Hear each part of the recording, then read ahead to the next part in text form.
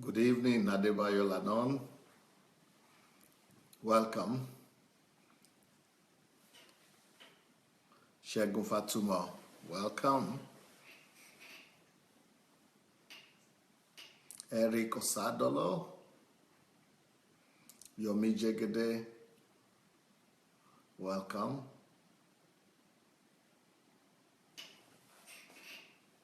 Rochelle White, welcome.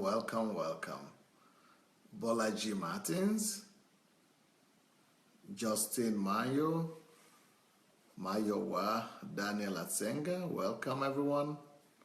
Nice to see you all. Welcome. Daniel Oshoma, Basho Jela B, Samuel Grondin, welcome. Benny Gift, Jake Oke, nice to see all of you. Adeola Disu, nice to see you. Shigo, nice to see you. Shao Smith, welcome. Gladys, welcome. Elizabeth, blessings. Joseph, welcome. Alice, welcome. Obi Ojimadu, welcome. Victoria Amani, welcome. Afolabi Victor, welcome. As we are coming in, let's go ahead and share the message immediately so that we could help other people who don't know that we have moved the platform to know that we're here and for us to give them direction. So let's quickly go and share the link for everyone to know where we are and to be able to find us. So if you don't mind, please go ahead and look for your friends and maybe tag them in. Go ahead and tag them and let them know we're here, that we're not lost, that we're set to go. We're here.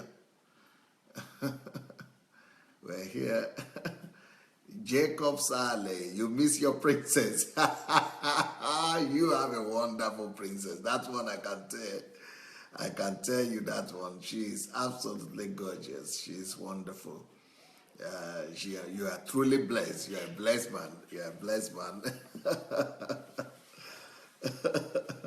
Jacob Saleh's princess is sufficient. And this week she's away with the Lord this week. So she's a great example. One of the hope that Nigeria has. Okay, here we go. Thank you. Jacob thinks I look great this evening. Thank you. All right, so please go share the link with your friends. Let's go invite everyone. Let's go invite everyone back. And yep, let's go invite everybody. And maybe some of the people who don't know we have left that platform for a week will be able to come and see us. All right, this week I'm talking about ladies. I'm talking about men, actually. I'm talking about men. What does a man need to know before he marries, before he goes to marriage? But these messages has actually been universal. I think it's universal enough both for men and women, and also both for married and unmarried, people. So the platform and the message for this week is for men, helping to prepare men and helping raise up a new generation of men that will value women and that will, that will be able to know how to relate to a woman better than, what we are used to. So, yep, here we go. Today's topic is what every lady wants to see in a man. What every lady wants to see in a man. What every lady wishes to see or wants to see in a man. Okay, So we started this morning, and I mentioned to you that the very first thing that a lady wants to see is to see a father in a future husband or in a husband. Every lady wants a husband to be a father figure in her life. Okay, now the next thing that every lady wishes to see in her husband or in a future husband or already husband is what I call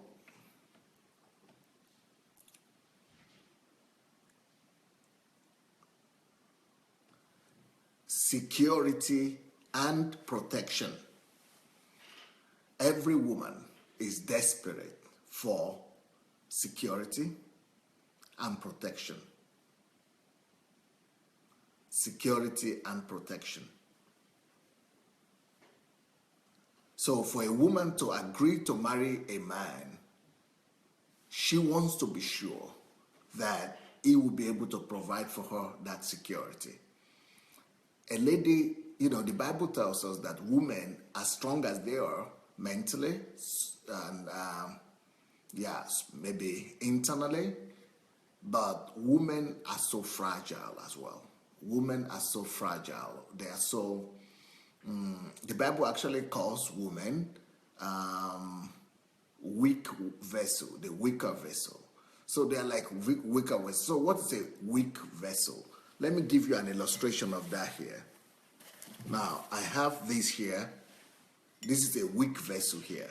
Why is it a weak vessel? I cannot just throw it against the wall or throw it down like I would throw this down. I can throw this down anyhow, but I cannot throw this down anyhow. Why? Because it's fragile.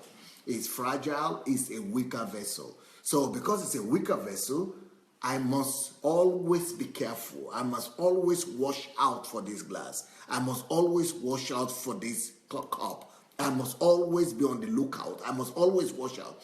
I must watch the way I place it down. I must watch the way I place it down, the way I pick it up. I must be watchful the way I take it. So basically, especially when it's full, I must take it like this with my two hands and must be very careful that I'm protective and defensive of it. So just the way, this is what is called fragile. Or let me use another one here. This is also fragile. Because it's so fragile, look at the way I'm holding it. I'm holding it with care. I'm holding it with attention so that it will not pour down because it's so full, and so that it will not be broken, so that it's not, I have to be very careful. So when the Bible talks about a woman being the weaker vessel, God wants us to treat her just like this, like we would treat a very fragile thing, like we would treat something that is very delicate. A lady, every lady is very delicate. Every lady is very delicate, so she could easily be hurt, she could easily be broken, she could easily be damaged. And if you this as the reason I'm holding this with care, this jar here, is not just for it not to break. It might not break, but if I'm not careful the way I hold it, it will begin to pour down. You see, water will begin to pour down there. I will begin to spill it, and if I begin to spill it, it's going to mess up the whole place. So a woman, you don't necessarily need to be fragile towards her only for her not to be broken or not to be damaged, but sometimes you need to be fragile towards her not to wound her emotions as well. You need to be fragile towards her not to hurt her emotions. You need to be delicate and fragile towards her not to make her be broken, not to make her be hurt, not to make her spill water, so that she doesn't spill out her emotions, she doesn't spill out her tears, so that she will never cry. One of my commitment to my wife is that I will never ever leave home if she's not smiling. That's my commitment. I don't ever leave home, even when I'm about to preach, even when I'm supposed to go and minister, and I'm a minister. So my job is to go ahead and minister every day. But I have committed this to my wife from the very first day, that I will never leave my house if my wife is not smiling. I will never leave my house if my wife is not smiling, if she's not happy. Why? I must find out intentionally to make sure that she's a happy woman today before I go out. What does that mean? That is one of the very basic, not just requirement of a woman, but need of a woman. It is not just a desire, but a very need. She needs the emotional security. So every woman needs, every second of the day, she has to be emotionally secured. So one is not just security emotionally, but emotional security is just one of it. So a woman needs protection and what did I call it? Protection and what?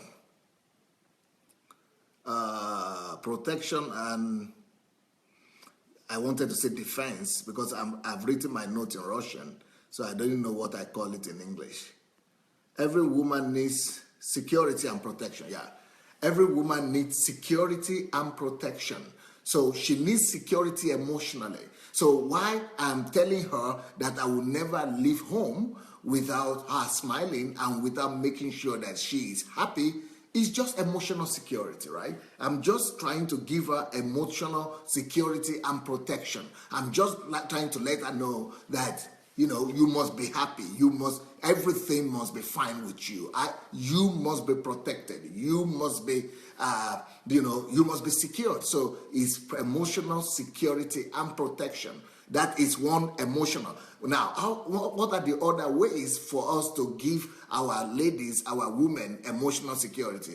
Another way to provide emotional security for her, in my own case, what I've discovered in my own life is that in my own marriage, in my own family, is that I must come to ask her. I must find out, except when I'm away for solitude. But if I'm not away for solitude, I must make sure that I call her 3 times a day, minimum 3 times, between 3 to 5 times. Not just calling, but I must touch her. I must find a way to ask her how she's doing 3 to 5 times a day. Even though she's okay, I could just easily assume that she's okay, right? Everybody assumes that, everybody's okay when they are not complaining. But as a man, I want you to know, if you're a young man here, or even if you are not young, if you're already married, that just by asking how she's doing on a regular basis, that it's not about if she's okay, why should I be asking how she's doing? It's not about or you don't know she's okay. It's an emotional thing. It's a way of giving her emotional security as well. Just by going to find out. But I had lived in Europe longer than my wife. So at first, in our first few years of marriage, my wife was always concerned. Why are you always asking if I'm okay? Why are you always asking how I'm doing? Why are you always... why are you... am I showing any sign of... being desperate or destitute or frustration or anger? Why are you asking? Why are you always asking? Why? Everything is okay. But I've told you everything is okay. But later on, she got it. She began to appreciate it. That, she doesn't need to be frustrated. She doesn't need to be hurt or angry before I find out about her well-being. I just needed to let her know that I'm always here. I'm always there for you. I'm always here, princess. Princess, you are always secured. I'm always here, just like security. I'm always here for you. I just want you to know. It's just like saying you are going out and you have your security with you. It's not because there is danger coming. It's not because, there is any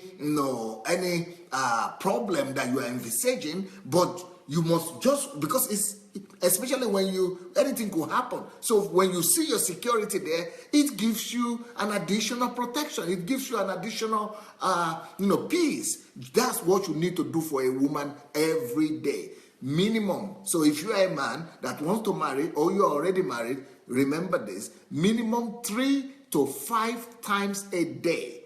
It's just a rule. Because if you are going to wait for your emotions, or when you have the mood, because I used to do like that. When I have the mood, I will find out, oh, I will quickly call. But sometimes you don't have the mood because you are so busy, and men are always so busy working, doing one thing or the other. So you don't really, sometimes you forget. And, women get angry when they hear that you forget. How could you forget to congratulate me? Or how could you forget to greet me? Or how could you forget to call? Or how could you forget to find out how I'm doing? Well, the problem with men is that men are men. Men who forget. Men forget. And men get carried away by other things. So, and then the woman will be concerned. So if you don't want her to be concerned and worried that you don't love her and begin to doubt, you want to put it in your schedule. You want to put it in your program. It's better for you to put it in your program that I need to call 3 times a day, or I need to find out, I need to approach my wife or my fiancée 3 times a day, 5 times a day, and find out how she's doing. I just need to go and approach her and, talk to her and let her know that I'm here for her. So if because when you marry and you begin to let that go and forget about that, and you don't do that, she will begin to worry and be concerned, and she doesn't understand that you forget. Because if you tell a girl, or you tell your wife that I forgot to call you, I forgot, or I never thought about it, she's immediately thinking, he's not thinking about me. And for a woman, to be told that you forget about her, or you forgot about her, or you are not thinking about her, she's immediately thinking, I'm no more his priority. I'm no more in his schedule, in his list of priority. I'm no more important to her. Even though, on the other hand, when I told my wife that, I didn't tell her, but she got to know that I had my secretary on the phone. That was not with finding out how she was doing. With finding out how she was doing, I was doing that by myself. But I needed to do other things to give her emotional stability and emotional comfort. Write her a card every week. I write her a card. Every week I give her a bouquet of flower.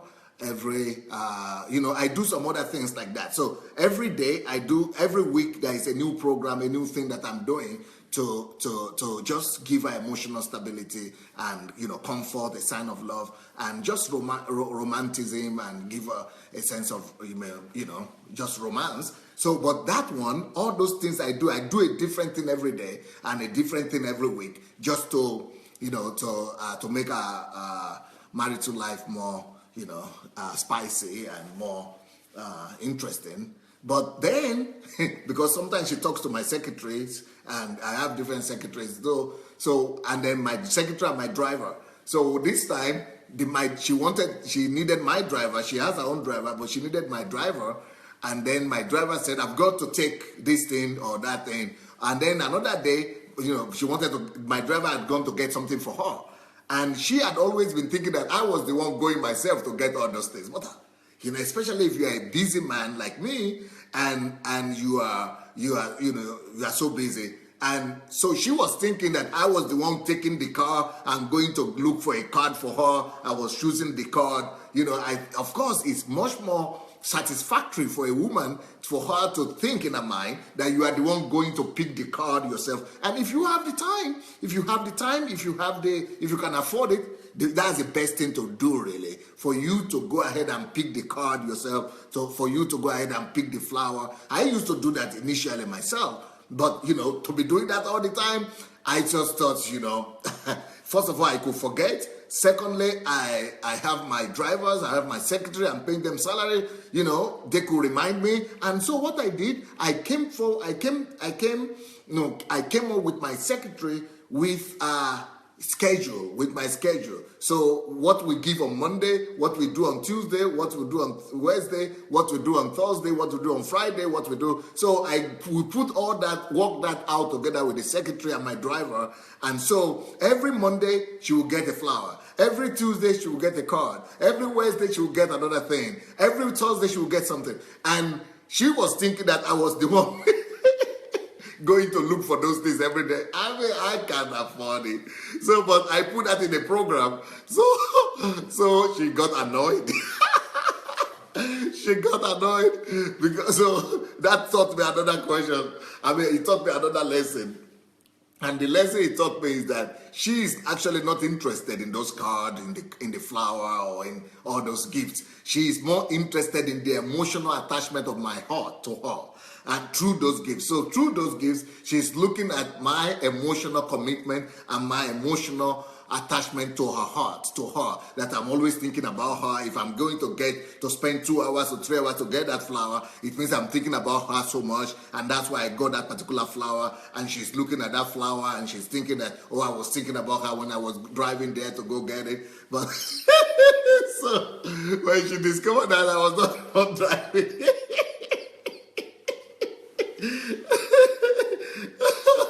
I was not the one driving to go pick those flowers up and those perfume and all those things. So she was a little bit disappointed. Then later on, I explained to her and I told her, the princess, look, either I will not do this thing at all, or I have to put it in the program. So anyway, she got it at last. She said she was disappointed a little bit, but at least she got the idea, and she commended the fact that, okay, I'm not so happy, but it's better than nothing. So anyway, but what I'm trying to tell the men is that you guys, work it out. Anyhow, it works for you. So if it works for you better to to be going to do it yourself, it's okay. But if it doesn't work out for you to do it yourself, get help or put it in a program, put it in a calendar, put it in your daily calendar, put it in schedule it. Because some people say, well, why should you schedule it? That was another problem I had with my wife, because she was saying, why should you put it in a program? As if I am some inanimate object. Why should you put it in a program?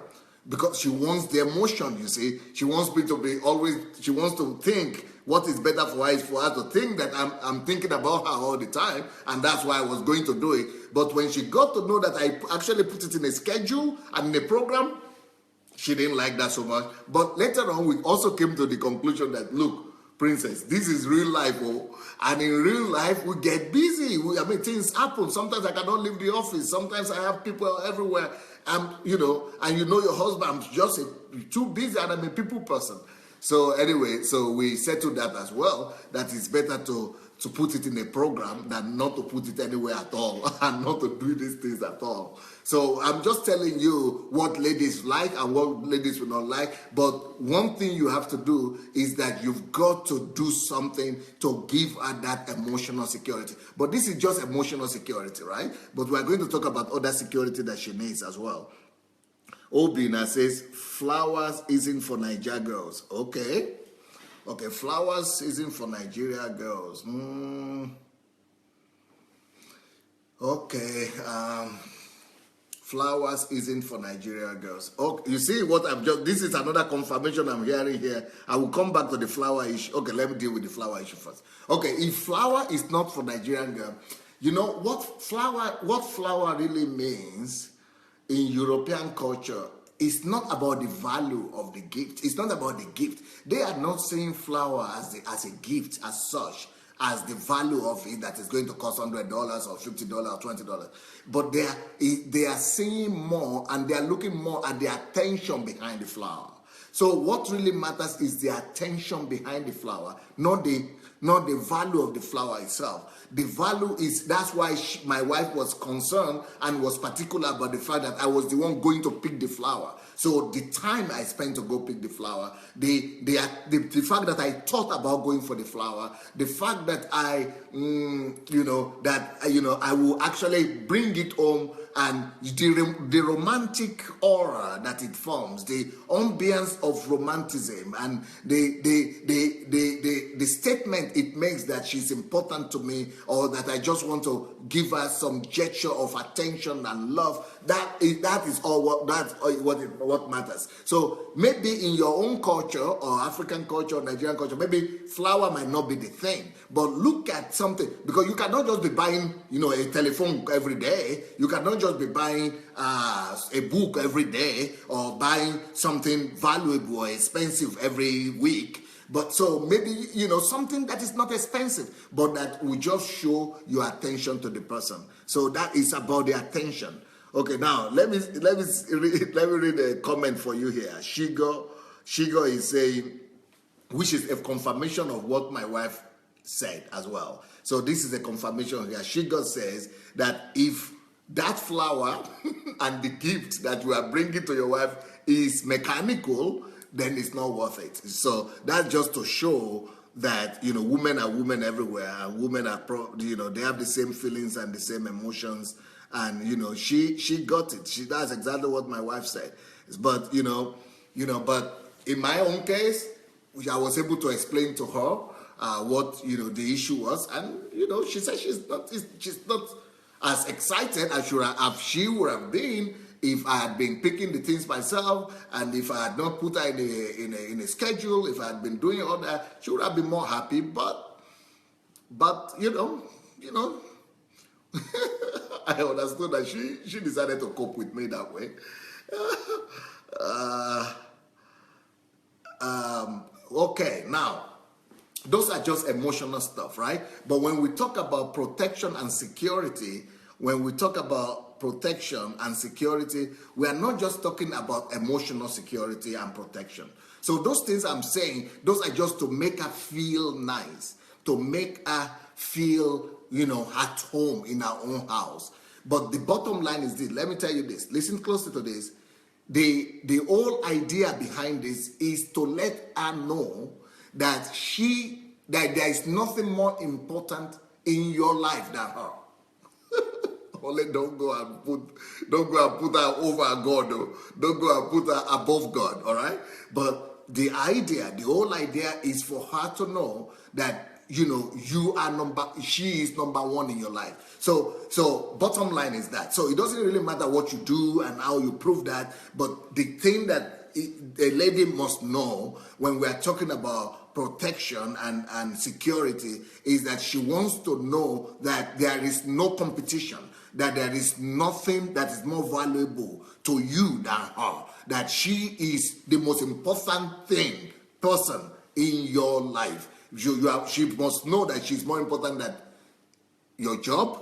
You must prove to her that she's more important than your work. You must prove to her she's more important than money. She's more important than your ambition. She's more important than any other thing that you have in your life going on. So, and how do you prove that to her? She needs a constant. You don't just say, but I told her that one time. She should know now. But no, she needs affirmation emotionally. That's what makes women different from men. She needs emotional affirmation, emotional confirmation all the time. She needs to be told, and not just be told with your mouth only. So you need some actions to affirm that. And it is because of those actions that you need, that is why those things that I was talking about are necessary. Okay? Now, apart from emotional security that you give to a girl, you must give her more than emotional security. You must do anything possible to let her know that with you, she will never suffer. Now, of course, we know things could happen in life, but at least make that statement. Make her know that with you, she will never be in need, she will never suffer, she will never be troubled. She wants to know that she will never be troubled. She will never, be in need. You want to so much affirm her. You want to, not just emotional now, both financially, spiritually. You want to give her a covering. You want to cover her in such a way that she is so secure. For example, let me give you an example. When I met my wife, she was having what do you call it? We in Africa call it pus. Like a pus was coming out of from her eye. So it was like a growth, like a little cyst and growth here in her, just under her eye, just in her eye like that. So she went and did it and did an operation in Ukraine here. In Russia, we call it Yeshmen, they call it. So it was a growth like this inside, like a pus inside of it. So she did operation first time, and they removed it. And when I met her, she actually had a plaster on her face. No, after I met her, a week after, she went for that operation, or 2 weeks after. So she had a plaster in her face. So I went to meet her after that operation. And okay, we prayed together, we were together. That was the first time I was meeting her after I had proposed to her. So then after that, the next time she came, maybe about 2 months later or 6 months later, she said the pulse or the growth had come back to her eye. Oh, okay. And it went back, and she went for operation again. And this was leading to our marriage now. And after the operation, after another 2-3 months, the thing came back again. So I just told her, Princess, I don't think I was calling her Princess that time, but she was just my fiancée that time. So I just said, Princess, you know what? Forget about this thing. I want to let you now know that it is not by accident that I'm in your life. I want you to I just want you to leave this thing alone with me. I take responsibility for this, your growth right now. I take responsibility for that pause right now. So I said, I am coming. So before I went and prayed very well. I fasted like for a week. I prayed. I went to look for faith literature, books. I went and fortified myself very well. I read books about faith. I fortified myself. I established my faith.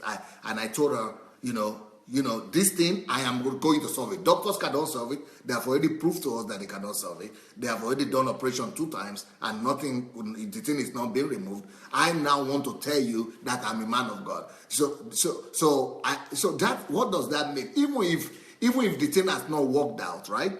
It's still a kind of support for the girl, and it's still.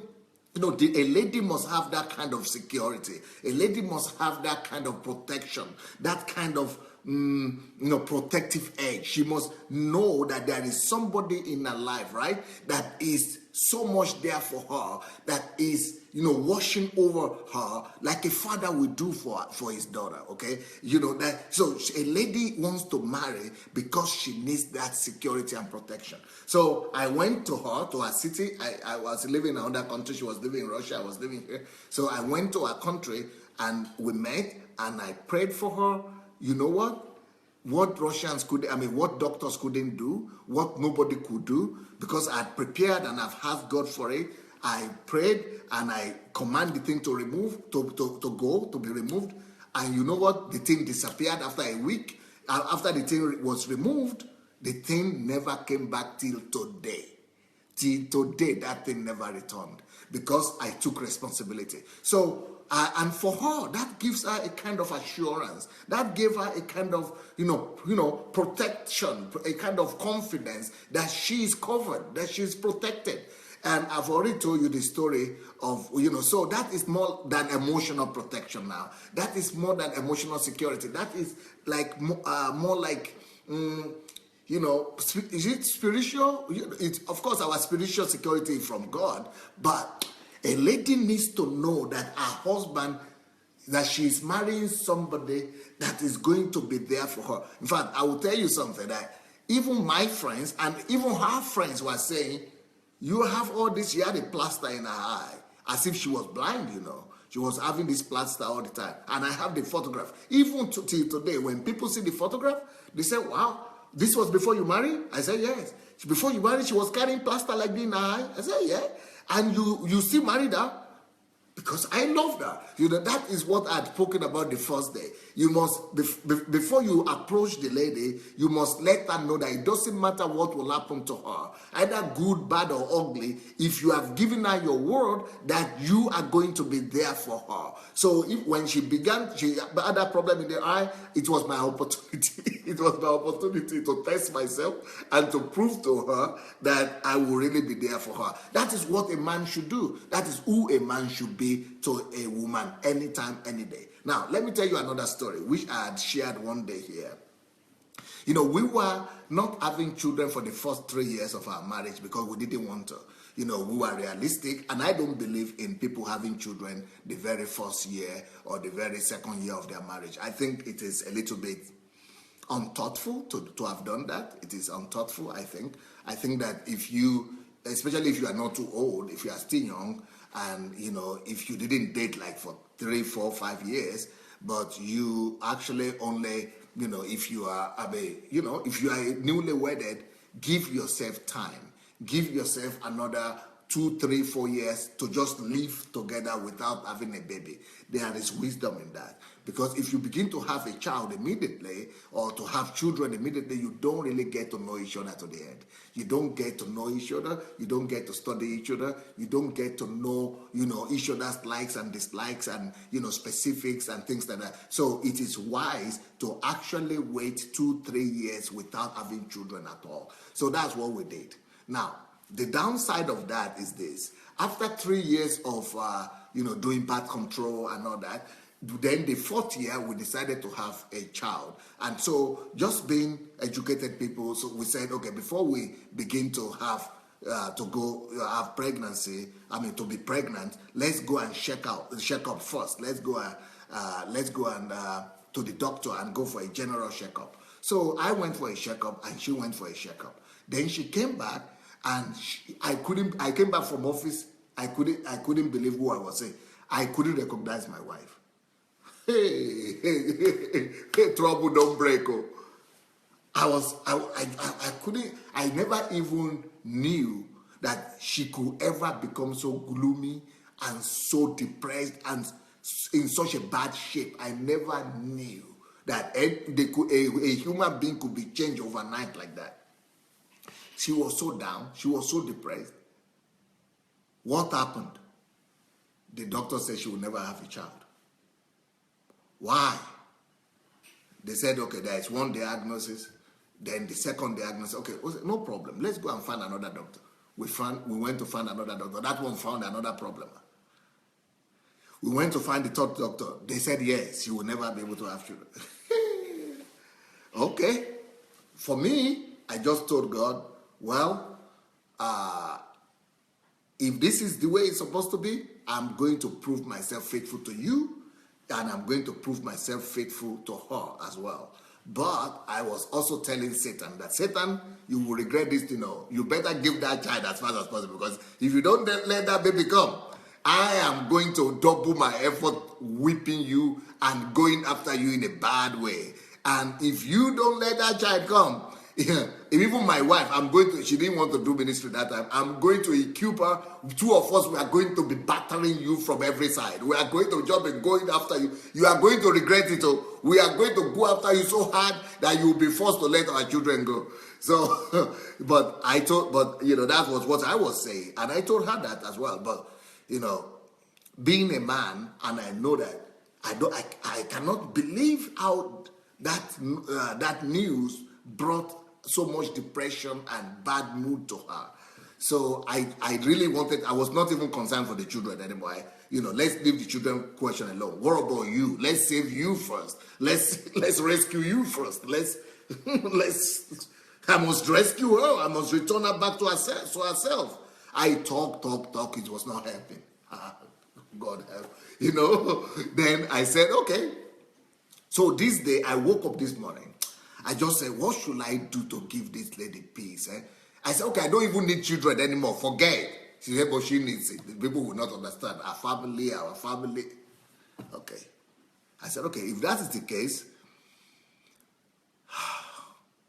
So I came to her. I said, look me in the eyes. Look me in the eyes right now.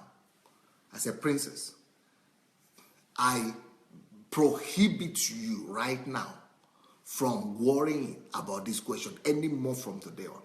I just prohibit you from worrying. Or even I prohibit you from thinking about it. It's not your problem anymore. This one, it has become my own problem with God. If God called me, and if I am his servant, it is now for him to prove it either true or not. So I'm telling you, Princess, please, this is no more your problem. Just let's assume I am the one who is impotent. I'm the one who is barren. It's my problem. I am going to forget about it. Though it's not your problem anymore. I just prohibit you, I ban you from thinking about it. And I said, if this thing is not solved though, it's my problem. So don't even say it as your responsibility anymore. And I went right from that night. I came from the office, I said, Princess, don't look for me. I'm going to look for God. I am going on adventure with God. I'm going to resolve this problem. I'm going to resolve it with God. Either I am going to get an answer before I come back, or we are going to come back and have a child immediately, or I am going to come back with a word. God must come and reveal himself and tell me something about this issue about our child. So I went out of the house. I went and got myself an apartment.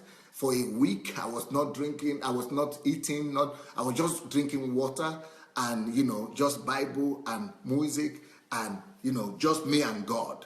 Then I did it for another week.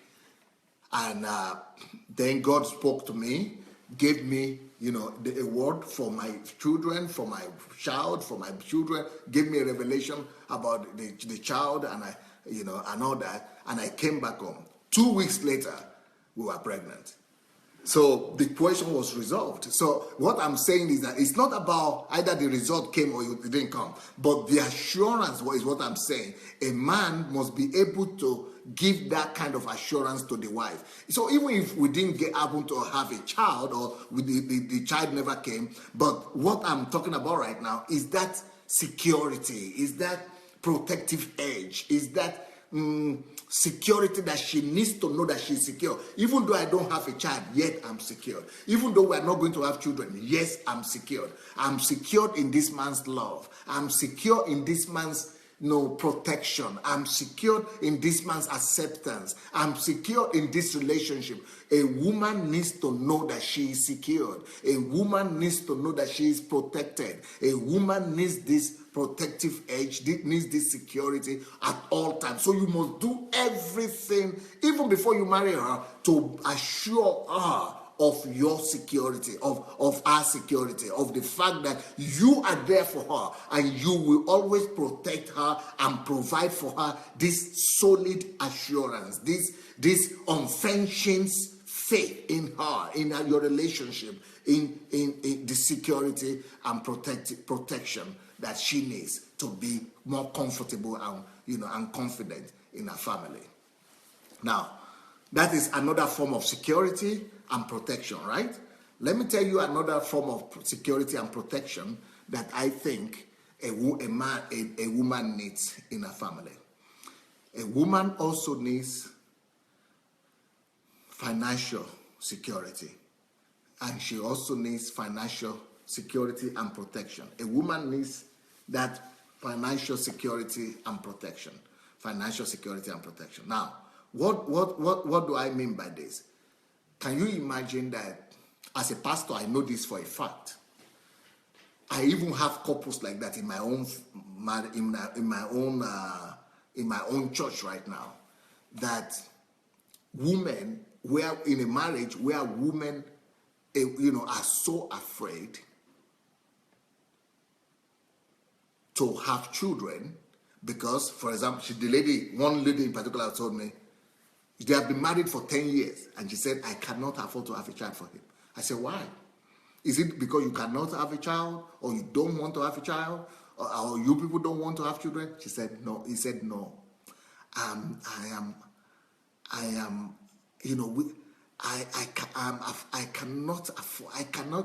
cannot just afford to get pregnant right now. Why? Because if I get pregnant, I have to stop working. And if I stop working,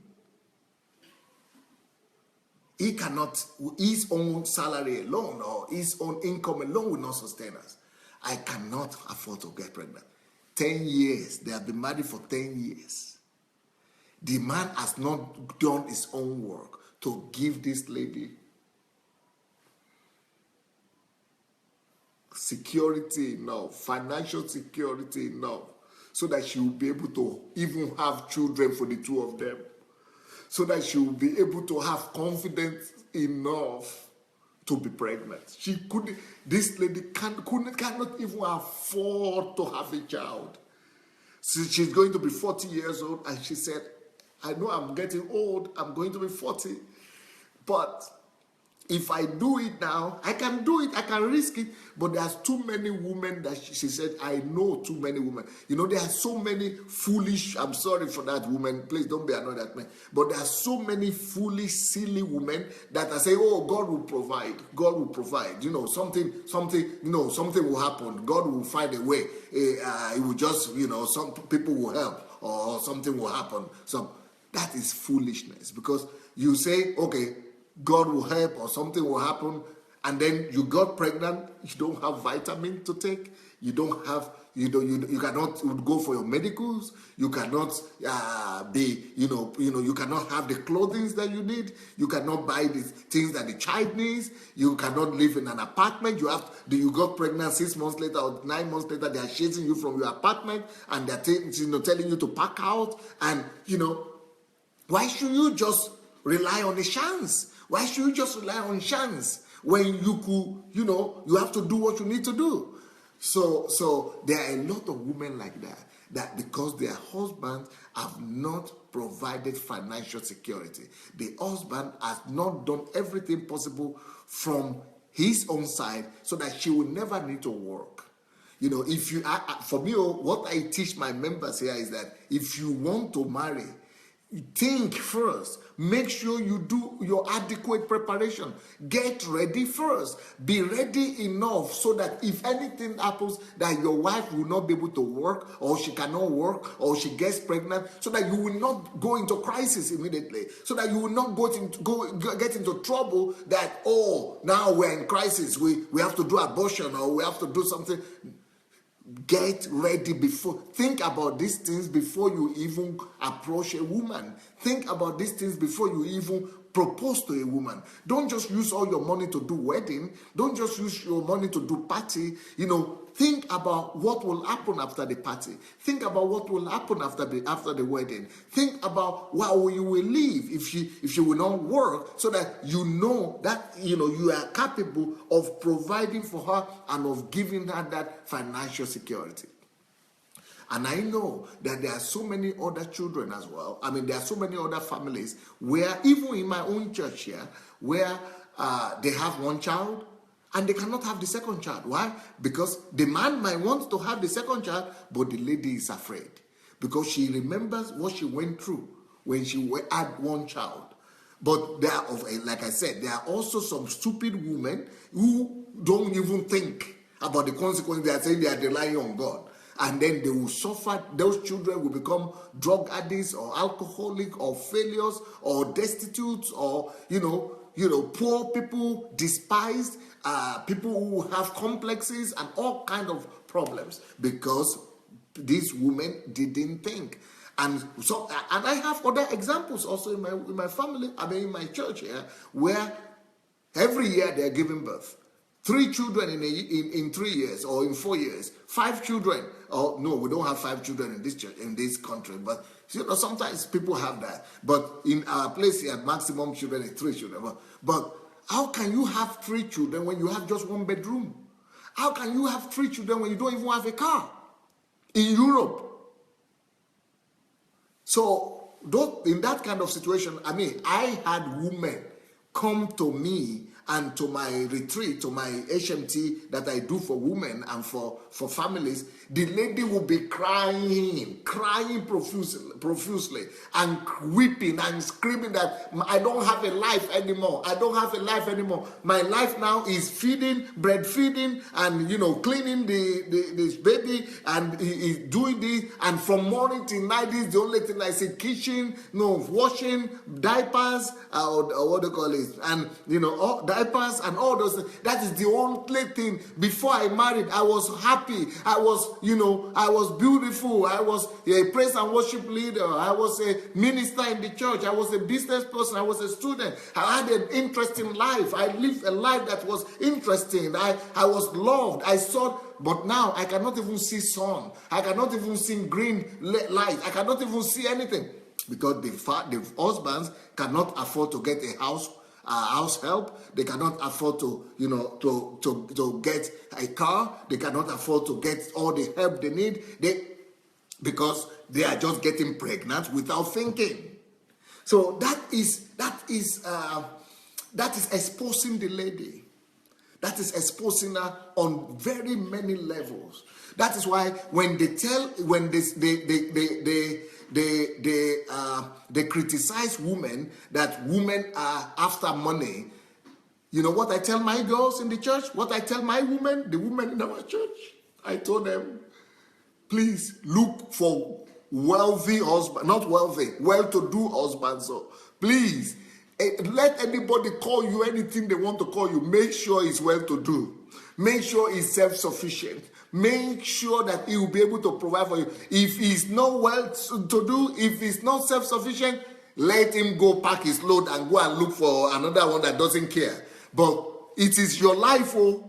Things will get worse. Things will get much more difficult. Things will get rough. Even with money, things will get rough. Talk less of without money.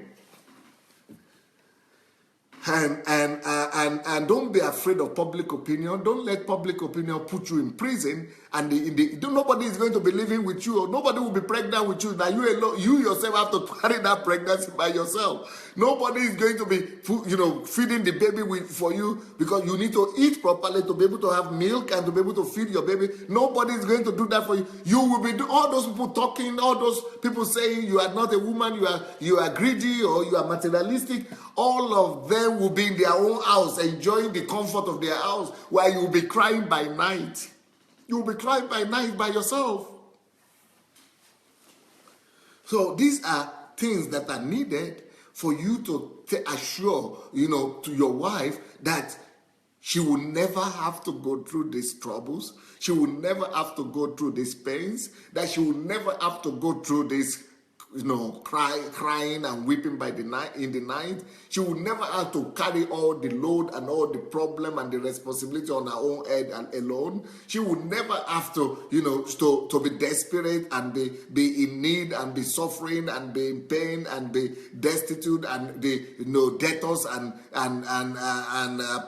people that is owing money and looking for you, and then you cannot sleep. You cannot. I'm sorry. If you have read the book of Shouts, Liar Shouts, or in Kiro books, those things shouldn't be happen to women. Those things, no woman should go through what those ladies went through. Nkiri Ojimadu and Liar Shouts, Emmanuel. Nobody should go through what those people went through. Nobody. And part of the problem is that there was no man around, or a man that is around was not well prepared.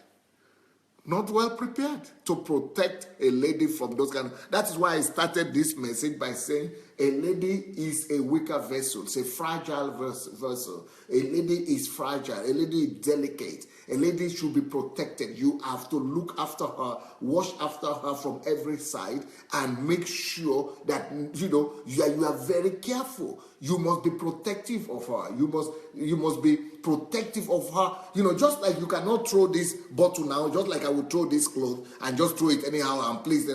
You see the way I'm carrying it? You see the way I'm carrying this thing? You see the way I'm placing it down? And with care and with attention, that is how you should be carrying your lady. That's how you should be carrying your wife. That's how you should be treating your wife. With so much care, with so much attention, with so much attention to details, with so much protective edge, with so much care. And it's not just so that it doesn't break, but also so that nothing pours out, so that the things inside will not pour out.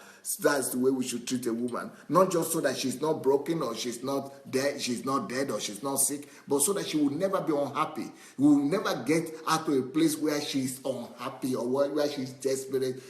No lady should ever be in that kind of situation, especially if she's married. If she's married, that is what to be protection and security means. Being protected and secure means that she will never have to worry. She will never have to be troubled. She will never have to think, how will my children go to school? Can you imagine? Can you imagine a lady that somebody told that I love you, I care for you, I marry you, and then she is the one who has to think, how will her child go to school? So it's better not to even have that child in the first place if you are not sure that you'll be able to send you'll be able to send your child to school. That you will not be able to buy your child's uniform, that you will not be able to give her some food to school. If you are not going to be able to do that, why marry? Or why even have that child? Live your own life. At least don't bring disgrace and shame to your own self. Be on your own. Be satisfied by yourself. Is it by force that you have to marry? Is it by force that you have to, go have a man sleeping with you? If you need a child, there are so many children out there that are praying for God to send them parents, that are praying that God should send them mother and father. Go, if you are self-sufficient, provide for your own self. Go and get a kid or a baby from the orphanage or from the foster home, and adopt a child. And give that child everything that you can afford to give him. Don't go and tie your life down with any man that is so irresponsible that you will lose all your status, you will lose all your security, you will lose your protective edge, and you will just become a destitute in this world. Just because you need a man to be around you. So I just hope that men are here today to hear me. I just hope that men are here today listening to this message, and I just hope that this message will go a long way to, that not just men who are already married are here, but I hope that young men are also here. And I even think that we could give this to our children. I think that we should give these teachings to our kids, to our daughters, for them to know and think critically before they enter into any relationship. And I think we should give this teaching to our boys as well, so that our boys will never let any girl go through these things because of their irresponsibility. I think we need to, we just need to tell the people truth of what is up, what is waiting for them in life if they are not adequately prepared, and if they are not, if they don't know what they should know. Don't just marry because God said, though. Carry out the facts. Even if God said, wait, after God has spoken, let him get prepared as well. Don't just say God said so, everything will be okay. No. God said, God has said his own. A human being also must do his own part. It's not just God that should do his own part. Human beings also must do his own part, and until he has done his own part, don't rush to do anything. Don't rush to go anywhere. Don't go into marriage if you are not sure that you'll be able to have enough security and enough protection from the man. The man must be there to give not just emotional security, he must be there to give moral security, he must be there to give spiritual security, he must be there to give financial security. We shouldn't be afraid of that word. He must be there to give financial security. If he's not having that, let him grow up. Let him grow up. Let him grow up. And when he finishes growing up, then let him come. We will talk after that. Besides that, you don't want to turn your life to an experiment. You don't want to turn your life to an experiment. You want, you want to live at least a decent life. To keep on living a decent life, you must make sure you do your due diligence. You cross-check. You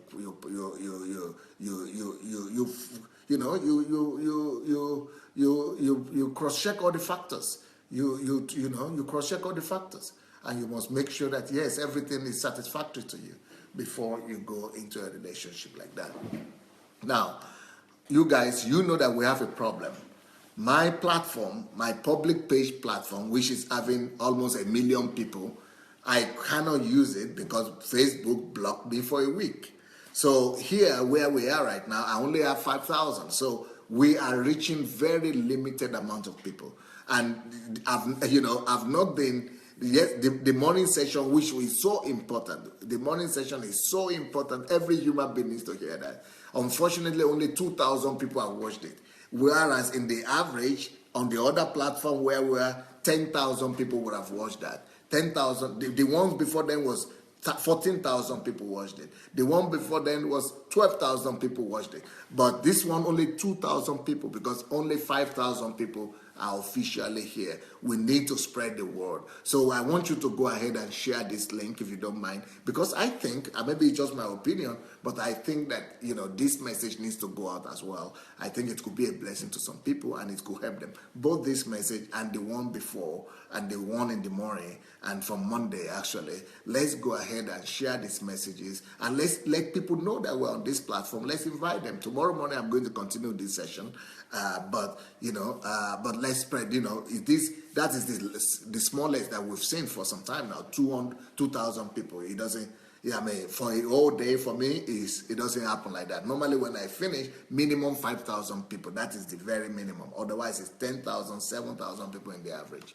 So let's spread the word. If you have not shared the link yet, go ahead and look for the button under this video and share the link. Make sure you share the link and write something as well. Write something, write a call out, you know, a remark or some, you know, appeal to people to watch the thing. And so let's write something, and don't forget about our sign that we also say we should be writing. When you do your own video, or when you do this, you want to write hashtag Pastor Sunday Live. Hashtag Pastor Sunday Live. Well, our time is over, unfortunately. Let me see what you people are saying about this this message. I hope you are blessed. Let me. What are you going to say? What are your comments about this particular message? Let's hear what you have to say. Let me see what you are going to write. Okay, Shinwe Ananaba. We need to rise up to responsibility and shake off environmental influence when it comes to marriage decisions. Layo Charles Emmanuel is saying, wow, my head is blown away by this message. Bola Luro said, the book is Found by Mercy by Nkiro Ojimadu, right? Gladys is saying, my mind is being blown away by this message as well. Bola Luro also said, The Survivor by Layo Charles Emmanuel. Those books are deep, Elizabeth says. They are available on Amazon and Okada Books.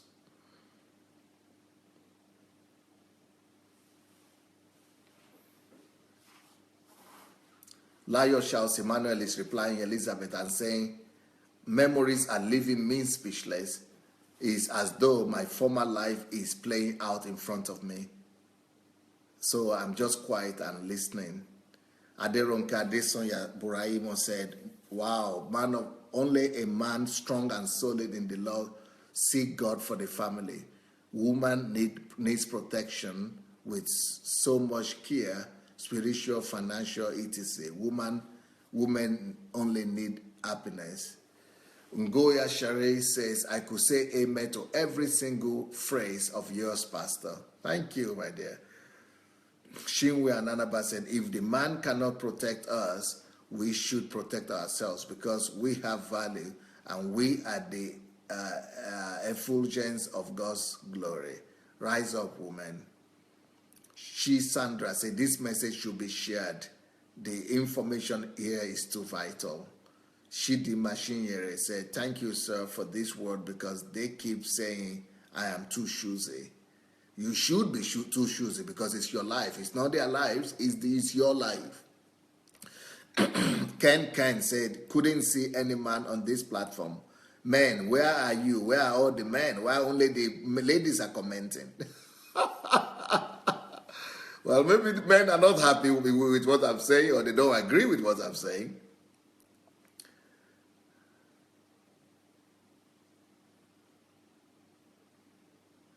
TY said, I was better off actually than when I was married. Yeah. Single. I was better off single than when I was married. You better stay that way. Aderonke says, most African men need to hear this message. Blessindra said, love of just mouth will not work. Lord have mercy.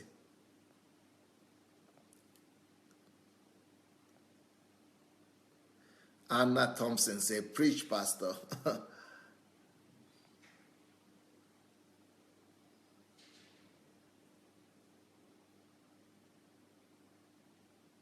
Molly says, Pastor, this is not a crying matter. This is real class, powerful message.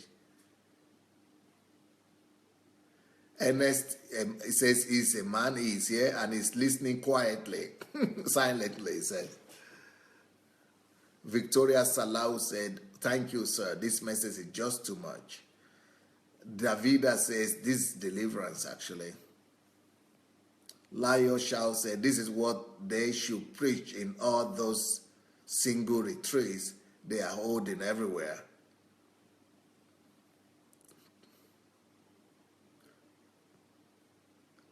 Bidemi said, thank you, Coach. Christy said, thank you, Pastor. Flair Karen says, I will send this man for a training in Kiev first. Abasi Godwin said, Pastor, many of the so-called rich men in Nigeria have refused to raise their children and are spending money on their babies outside. Well, that is why women must be careful before they sleep with those kind of rich men. Women don't have any business sleeping around with those kind of irresponsible men. She must first of all find out how irresponsible he is. He must prove his responsibility before she goes ahead to sleep with him. Fumi Jaboda said, never believed I would come to the stage where I prefer to be single than to be married. Now, Dr. Adelaja is making me more determined, stronger now than then. Hallelujah. Davida said, this is so much wisdom. Angel Gili Okonko said, even if a man is not very rich, but if he can provide security by just appreciating the lady.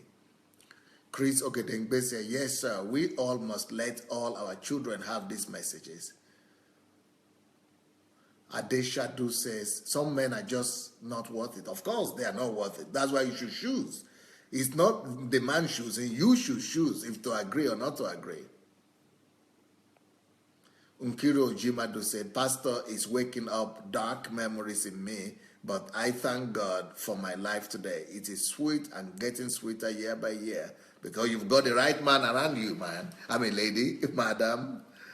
Layo Shao says, every father and mother who do not want to cry over their children, especially their girls, when they marry, should make sure they follow every word here like a life manual. Won't say more than that. Sandra says, Layo, maybe we need to turn into a book. Sandra says, some men will try all they can to avoid this great message, but our sons will be taught the right way. Good. Yeah, the women are responsible for the children to be taught. Oyinye said, wow, this is awesome. Pearl said, don't turn your life into an experiment, girls. Elizabeth says, all single women, please listen again. Listen good. Chris Ogedengbe said, please, sir, a book must come out of this week's messages. Daniel Oshoma said, men, hear the message. If you will do the prison tenure, don't commit the crime. If you don't want to do prison tenure, okay, don't commit the crime. Is that for the men or for the women? Elizabeth says, where are all the men in the house? Are you people taking notes or you are all gone to sleep? I love you all so much, she says. Okay, Shiwindu said, Pastor, when will you preach to the women? What about the women? Well, I'm starting with the men first. So this whole week and next week, I'm going to be talking about the men to the men. Well, but you men like to claim that you are the head. So if you are the head, we have to start with you. Why should you? Let me finish with the men first. Then later on, we will start with the women. Now we are dealing with the men. You should have patience. Let me finish teaching my message to the women, to the men first. What women needs to know, what men need to know before they marry. When I finish doing the men teachings, I will now go back to the women. What the women need to know before they agree to marry. So let me finish this. This is just the second day actually. So let me finish with the men first. I will start with the women when I'm finished with the men. Men, if you say you are the head, have patience. Let me finish with the one I've just started, and then we'll see what follows after that.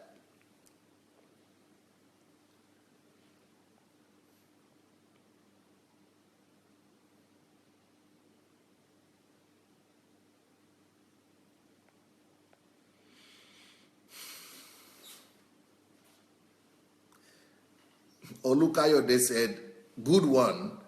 I've shared the link. Men are getting improved and becoming better husbands thanks to the teaching. Thank God. TY said, I just feel really sad that all I suffered was avoidable.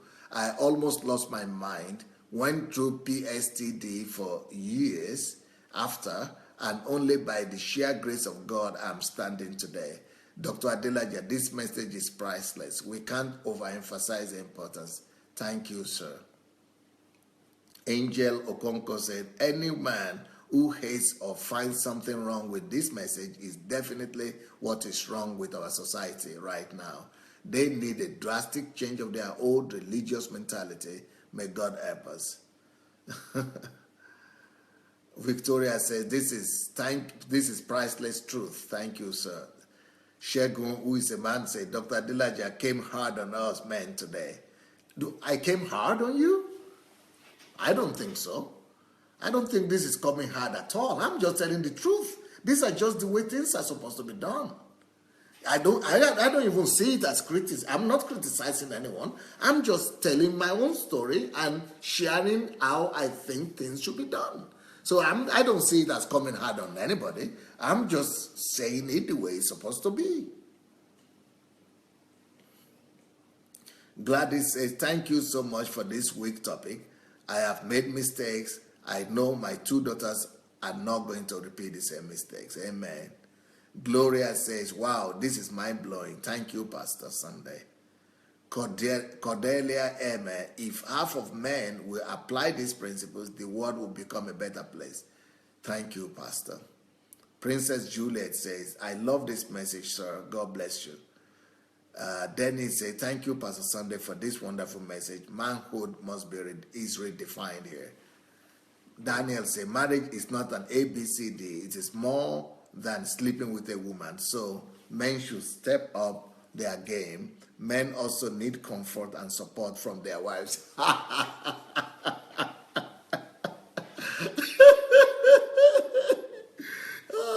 I've already said it, that I will get to the one of the women sooner or later. Let me finish the one of the men first.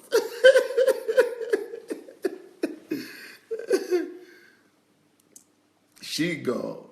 This message got me pensive. So much could have been different with prior knowledge. Another great word. Abasi Godwin say, Pastor, most Nigerian men in America are collecting their wives' paychecks. Ooh. And if a woman is a nurse, that means double trouble. Most Nigerian women nurses in America are killed for their paycheck. My God. That's why we must get them to listen to these messages, the men. Blessindra says, women are hard working these days, even more than the days of our grandparents. But still, some men are still childish that they don't see the quality of their women because of ego. God have mercy. I'm loaded, my mentor, my pastor, for your wisdom, by your wisdom. God bless you for us always. We love you so much. Benga Showumi, that's my publisher. Hello, sir. Welcome. He said, I am here. I am a man. Okay. Molly says, I feel very sad, but there is hope. Euchoria said, don't stop, Pastor. This teaching is awesome. You are a rare gem. Thank you. Daniel Oshoma said, Pastor, I've chased all the men away. If that is what is happening, that the men are running away from the platform because of these messages, that is very sad. That is very sad. I don't see anything hard in what I'm saying. It's just the normal thing. That is what it's supposed to be like. And it's not even men that I'm talking. I've not even started drill. If you had come to my retreat, to my HMT, I do HMT for a week for men. That is when we really do the real talking, men talk. Here, I'm a little bit, cool because I know that ladies are here. So I'm not really giving you the hardcore truth yet. I'm just, saying it, the way it is, really. So if the men are not, if the men have not been living like this, the way I'm teaching now, if that's not the way the men are living, then I pity the women who are living with those men. I really pity the men who are living with, and the women who are living with those men. If you are not doing these things this way, if this is not the way you are living, if this is not the way the men are living, then I'm sorry. Then I just don't know how women are coping up and putting up with anything less than this. O.D. Carroll said, we so need this course in our schools to prepare many for the unknown future. Which universities will start to think about making it a core course too. Yeah, I hope one day it will be in schools. Patrice says, I agree, Pastor Sunday. Yomi Jegede says, Pastor, I don't agree with some of your philosophies, sir. Yeah, it's your right. I'm not your wife. So that's my philosophy. So you resolve it with your wife. You resolve it with your wife, but this is my own philosophy. I'm sharing what I believe, and you have the right to accept it. That's a man saying that, of course. You have the right to accept it or not to accept it. I'm just sharing my own experience. I'm sharing what I know, and thank God that here in Ukraine, God has helped me to be able to raise up so many families and so many men who are very grateful for these teachings. Men are very grateful in this country for this teaching. And but people have their right to choose to accept or not to accept. I'm just sharing what I know, and it doesn't have to be accepted or agreed to or agreed on.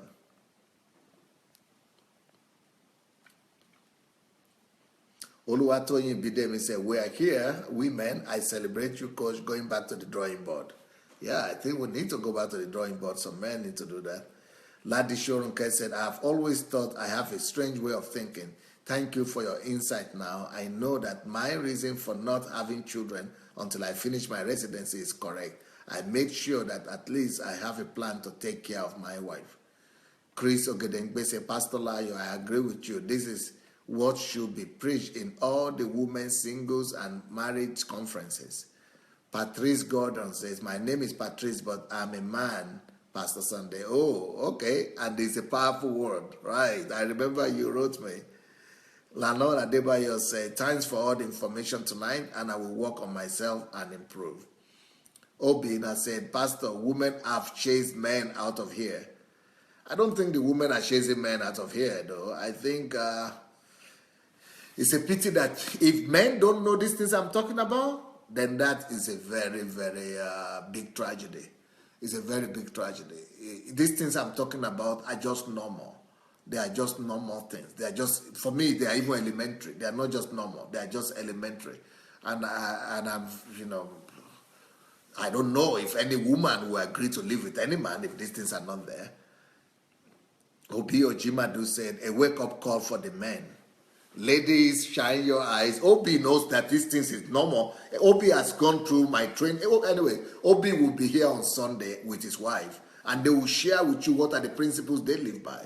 And they have written a book, and I hope they will be able to talk about that book, and I hope the books will be available so that it's not me talking. Let Obi and Nkiru come and talk and share their testimonies and the principles that they live by, because Obi attended the men's HMT, and he knows that this is just normal in the embassy of God. Olukayode said, women need to also know how to turn the table around. Men are to blame for most of our marital troubles. I agree, sir. God have mercy on us, men. I'm not blaming anyone with these teachings. I'm just trying to explain how things need to be. I'm not blaming anyone. I'm not attacking the men. If that's the way it came across, then I'm very sorry.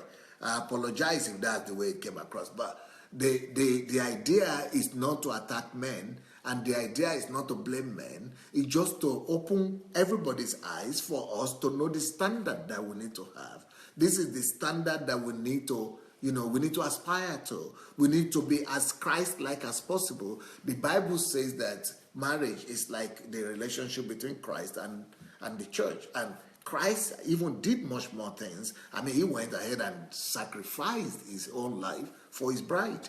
And so, big time sacrifice, you see. So I don't think this is out of order. I think, for me, these things are just elementary. These are just elementary. This is what I'm teaching my children, my son, and my daughters also know this truth. And even my whole church, thousands of people.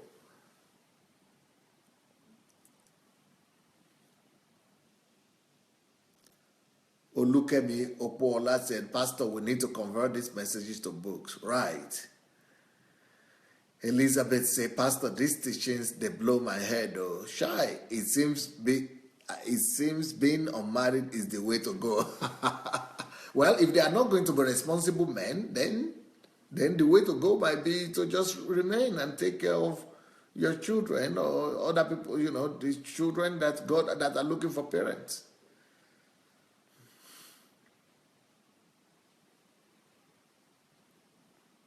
Pearl David, we'll watch this again, and I will say I love being single to church people. They start rebuking a demon that is not in the vicinity. I walk away rebuking to carry a cross God did not send. From rebuking to carrying a cross God did not send. Yeah, because, people are thinking that marriage is compulsory, but it's not. It's about choice. Benny Gibbs say, thank you, Pastor, for this truth. All we get to hear in church now is that it's better to build up with a man than giving for already made man. Well, I don't know which church is that. Lio Charles says, yes, Pastor, I thought about turning it into a book already. In fact, it will be fire, Pastor, top of the chart, Pastor. Too relevant a message, sir. Bola Luro said, I'm enjoying my single life with my Creator. Adaora said, this is very typical of some men. And it's sad, she says. Angel Okonko said, may God help our marriages to be the best just as He desires it for it to be. Ernest Ebong says, it's a great lesson tonight for all men. It is hard, but very insightful. I wish all men would learn from this. I know Pastor will also find a way to give the women the bitter cola someday because they too have their issues. That's a man saying that, of course. Elizabeth is crying, weeping, and saying, I love you, Pastor. Thank you, my dear. Bolaji says, it is a very challenging years of not understanding where to turn till after separation for 2 years and coming back again. This message should have come my way 20 years ago. Wow.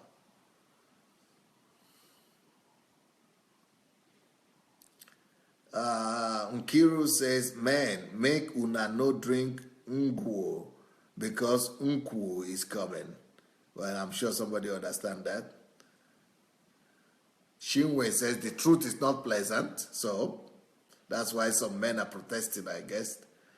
Justin Manyo said, wow, ladies, we are going to be quiet and taking some serious notes as soon as Pastor finishes up with the men. It's going to be our turn.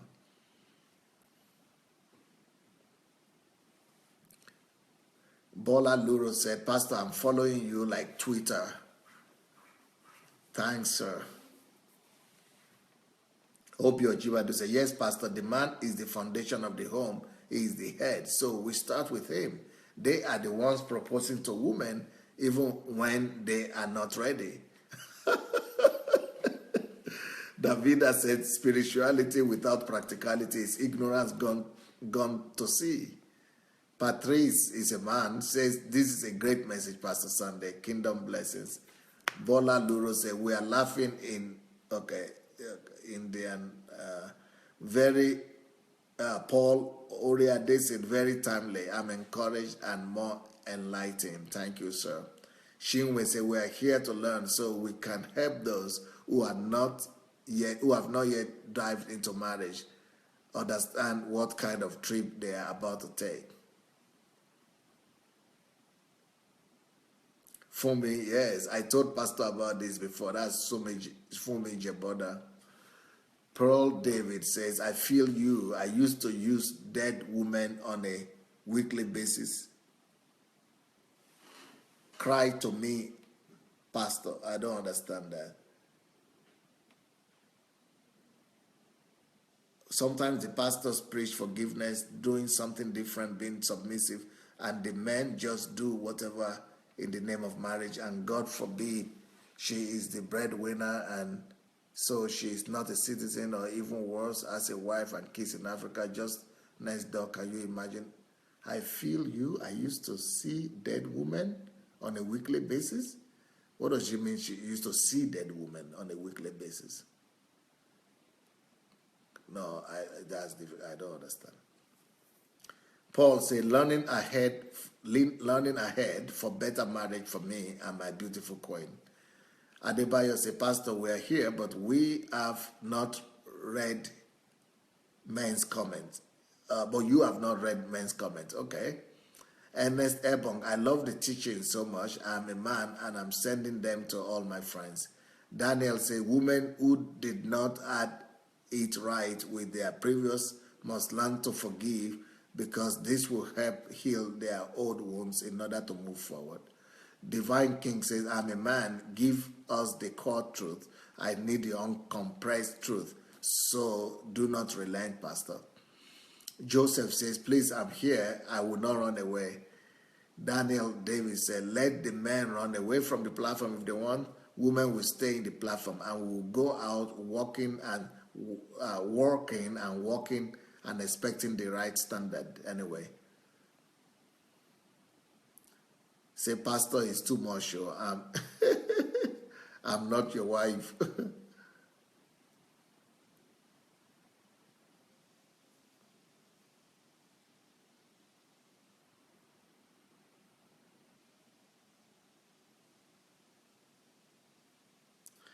Daniel says, Pastor, we the men love you also. Only no one has taught us this way. Yeah, I think that is what it's about. I think it is about teachings. I think this kind of teaching has not been exposed to the men. The men here have not been taught these things. But it's just a normal thing. This is the kind of teaching that should be in churches. So Daniel says it is a life lesson which every man needs to hear. Yeah. Joy Akanono said, was discussing with some male colleagues in my office. They told me that God made them polygamous in nature and it's in their nature to cheat. No matter how beautiful their wives are, they must cheat. Pastor, is this true? It's true that men are polygamous in nature, but that doesn't mean they must cheat. They must discipline themselves to obey the commandment. And the commandment is one man, one woman. But what they are saying, there is truth to it. The truth is that men are polygamous in nature, but they must still discipline themselves and live right. Christina Lampe said, powerful message, Pastor. Fumi Jeboda said, Pastor, a large percentage of men do not know these things. Otherwise, we won't have this much problem in marriage and such a high percentage of divorce. Yeah, and I think Daniel is right that they were not taught this way. I think it's a different kind of approach that pastors or whoever has taught them have taken. And so this is like a strange teaching to them. But this is just the normal thing. This is the way it's supposed to be. Lara says, as a result, there is gross injustice done to women in the name of marriage. Fleck Karen said, these teachings are a remedy against the high rate of divorce in our societies.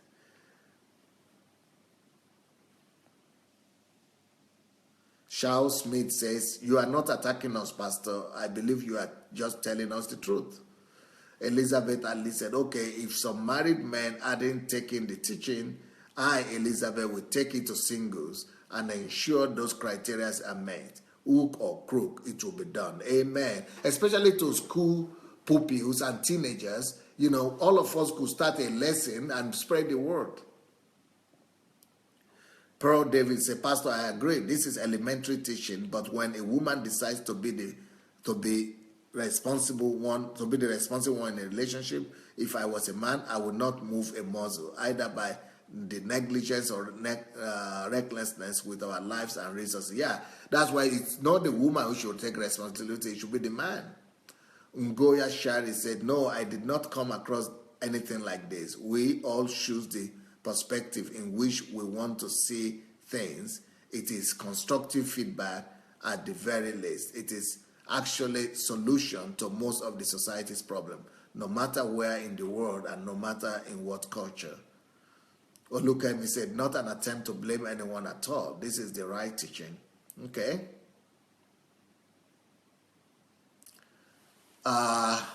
Daniel is saying, how many men today will be ready to die for their wives? Olayinka said, men should not protest. We should not protest. Men should not protest. Learn the lessons and change.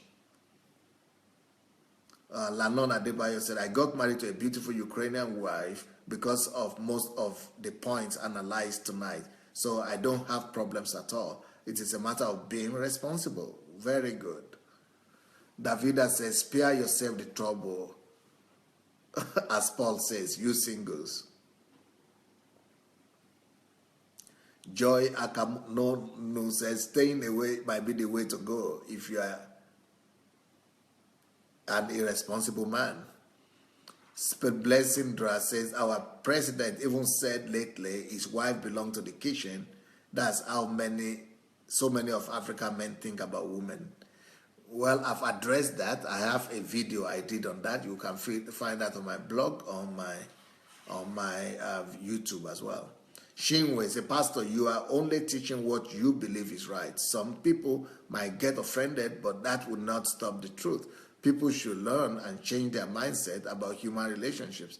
Some people will learn and change, while some will go away unchanged. Is their right? Davida said, but this is also a great lesson for women, not just for men.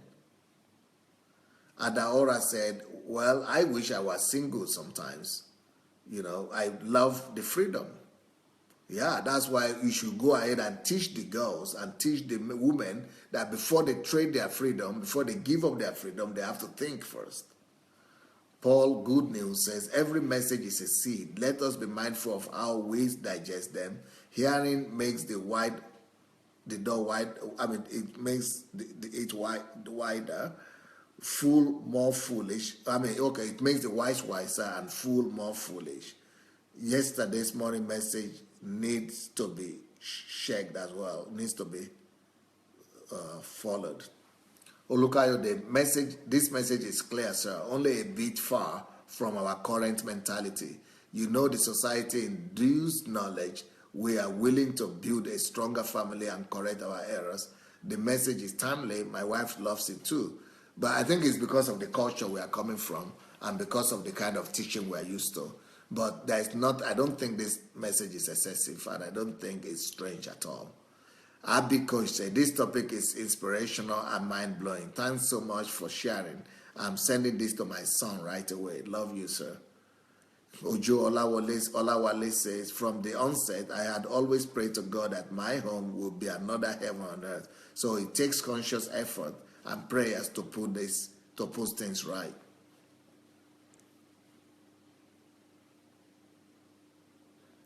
Fleck Karim says, I think people who don't like hearing this, they like their comfort zone because these teachings are so challenging. They only have a goal, give a better understanding of marriage for a successful relationship.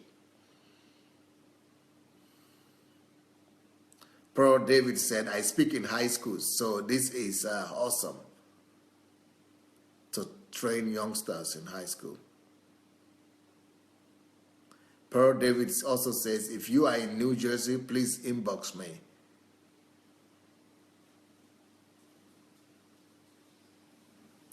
Christina says, we heard your opinion about cheating, but is cheating a real reason for divorce? No, of course no. Because I spoke about that yesterday, that love covers multitude of sins. So the fact that a partner cheats, we must forgive. We must forgive each other.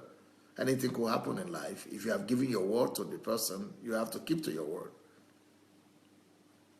Benga Showumi, I concur. We should have a book down for this, sir. I will discuss it on the Skype feed. Okay, let's do it. Let's do it. Pearl David say, Pastor, I am so grateful you didn't keep this away from us for 1 week due to the technical difficulties, because many women could have made more damning decisions this week. Okay, that they may not be able to recover. Wow, that's good. That's well said. Davida said, irreconcilable difference. Oh, okay, sorry. This is not for me. Well, you know what? My time is up. The time is over. But I'll be back tomorrow morning again. I'll be back tomorrow morning. And let's invite everybody. Let's spread the word. Let's go and share the messages. And let's invite our friends. And let the word spread. And let's change our world for the better using the principles of the kingdom of God. God bless you guys. Bye.